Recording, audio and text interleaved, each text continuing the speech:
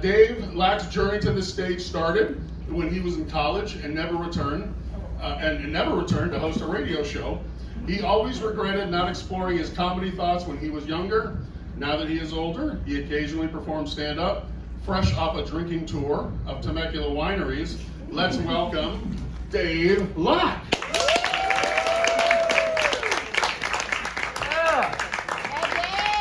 Okay, I wasn't going to start off with an NFL joke, but I will, since you opened up the thing.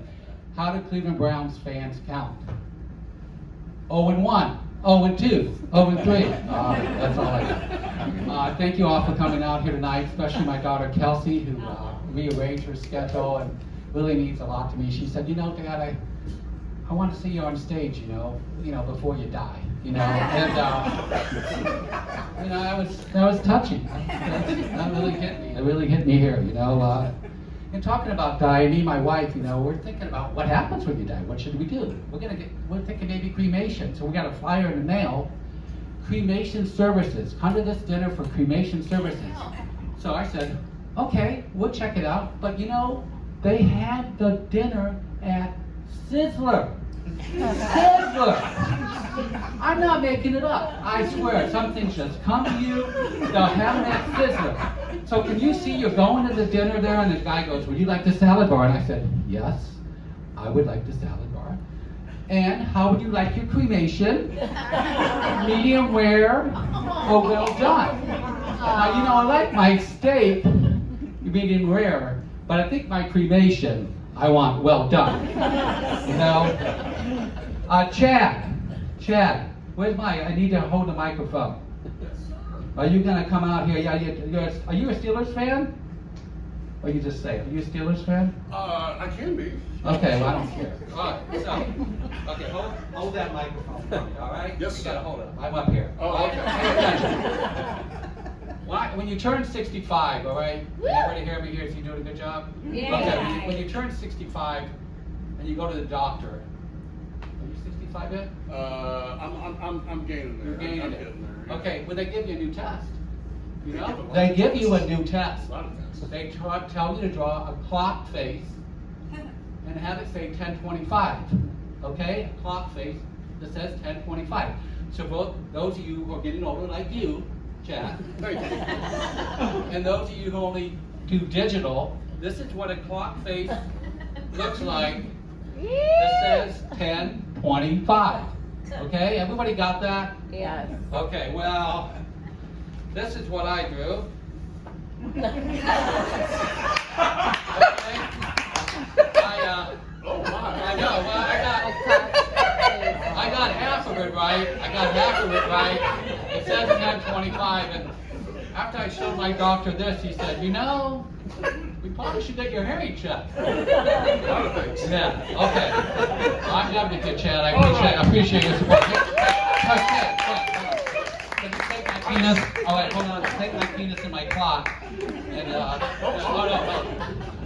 oh my Lord. And then, my blood pressure was high too, and the doctor said, we need to stress. You got too much stress. I said, all right, what should I do? He said, well, you need to find the good in everybody. You need to find the good. I said, all right. So, I've been trying it, but it's been difficult. Like human traffickers, okay? We all can agree human traffickers are they're horrible people, okay? But on the positive side, they're very environmentally friendly. I mean, they're always in the carpool lane. I mean, they're using that carpool lane. I don't know. And he also said, you need to live to give. Live to give. Be charitable. Live to give. So I've been embracing that. That's been easier. Live to give. Give. That's all I do. So like 3 days ago, I sleep in a little bit. I wake up and I say, how can I live to give today? How can I do it? I go downstairs. My poor wife's on her hands and knees scrubbing the carpet. The dog had made a total mess on the carpet. And she's cleaning the carpet and she's sweating. And I look at her and I put my hand on her shoulder and I said, let me help you. I said, here's my credit card. Go out and buy a rug cleaning machine. I mean, one of my, I don't know. What am I supposed to do? I wish I would have known to live to give earlier in our marriage. I mean, when we first married, my wife's from Ohio. She likes to mow the grass, And, I'm not sexist. If she wants to mow the grass, let her mow the grass. But my neighbors, they will kind of look at me a little strange, But when she was 8 months pregnant, and I'm sitting out front, and the neighbors are going by and they're mowing the grass, and they're giving me all these dirty looks, And I told her, I said, hey, you know what? We're gonna put a stop to this, okay? We gotta put a stop to you, this. We gotta put a stop. We need to hire a gardener, all right? We need to hire a gardener. I mean, you can still mow the backyard, okay? But the front yard, we're gonna have the gardener do, okay? And now that I live to give, I would have had the gardener do both the front yard and the backyard. That would have been a happier marriage. But anyways, we're getting old. We enjoy the happy hours, and I don't drive as fast as I used to. Unless I'm going to be late for a happy hour, then I pick up the pace a little bit, And I like the happy hours. We like the half-price appetizers and the discounted drinks, And and I'm a good tipper. I was a good tipper before the Live to Give. I'm a good tipper, but I like to tip on the happy hour price. I don't want to tip on the full price. That's too much. That's why I'm at happy hour. So a couple of days ago at this happy hour, they bring that stupid machine. I hate those stupid machines. They bring that stupid machine over, where you had to put in the 20% tip. I put the 20% tip in. I found out I'm tipping on the full price, not the happy hour price. I tipped $16. I should only tip $10. So I'm driving home. I'm all tensed up, I get home. I tell the wife I'm tensed up. I said I need some romantic time, I need some romantic time. And she goes, oh no, I have a headache. I said, you have a headache? First of all, I just tipped on the full price. Okay? I just took a $7 Viagra, and now you have a headache. That's another $1, so whatever. And then, listen, I take generic Viagra, okay? Because I paid a happy hour price, but she gets the full tip. You know what I'm saying? That's what happens in our house. But anyways, we like our vacations. Last one to Mexico, not so good. We got so good. We went down to Puerto Vallarta, and first night. We're going to be there a week.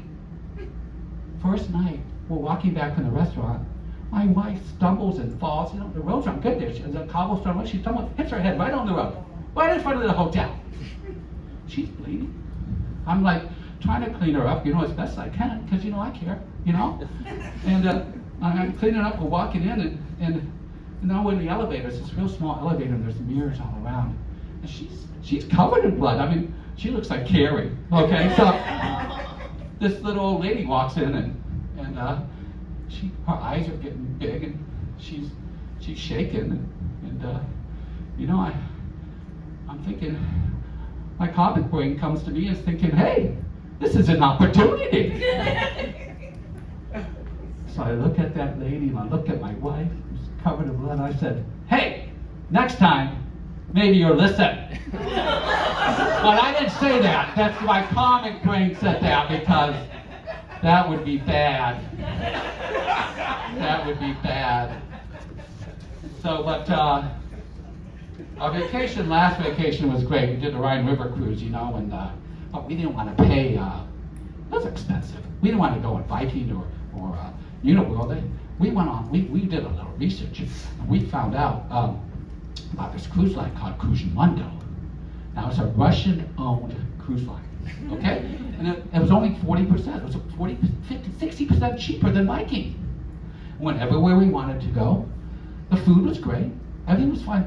But since I am doing the Live to Give now, I want to tell you, if you want to do this, if you want to go to Cruisemundo, there's a couple of things you need to be aware of, okay? First of all, the cabins are nice. They're really nice. But every cabin must have a picture of Putin in it, okay? Now, okay, you know, just cover Putin up. All right?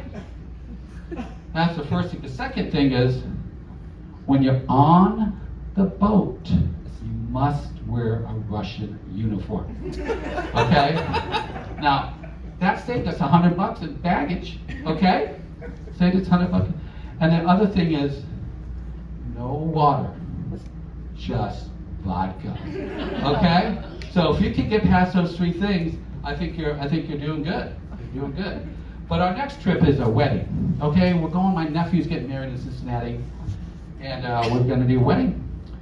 And you know that Jeff Bezos and Lauren Sanchez, they spent $50 million on their wedding. I mean, that's just disgusting. $50 million on their wedding. And I heard after the wedding, Lauren stared into Jeff's face and said, "You know, Jeff, if we would have only spent $1 million more, the wedding would have been perfect." I mean, you know, I don't know.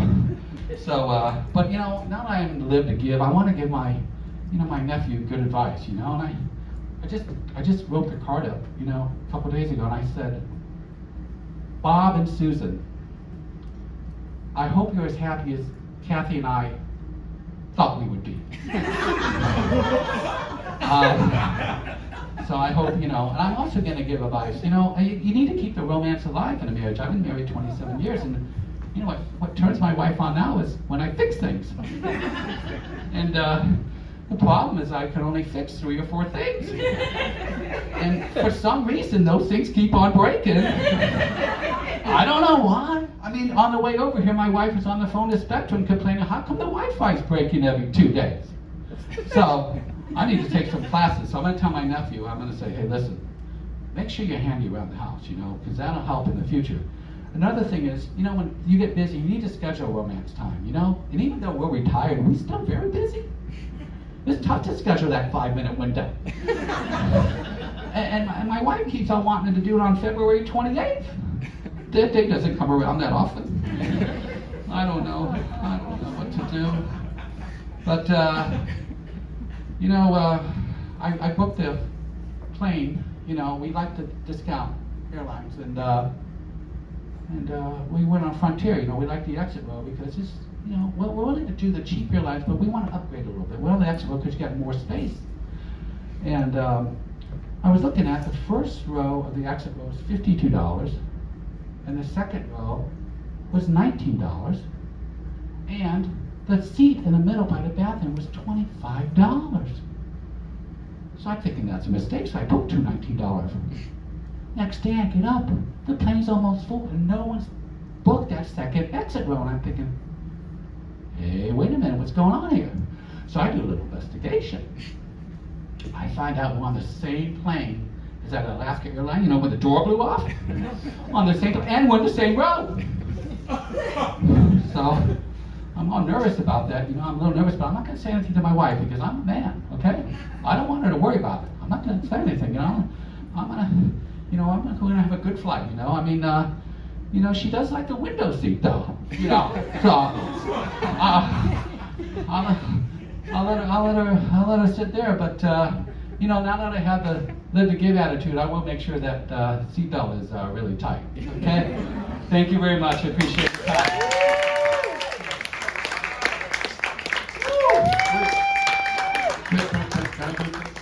Can I keep this?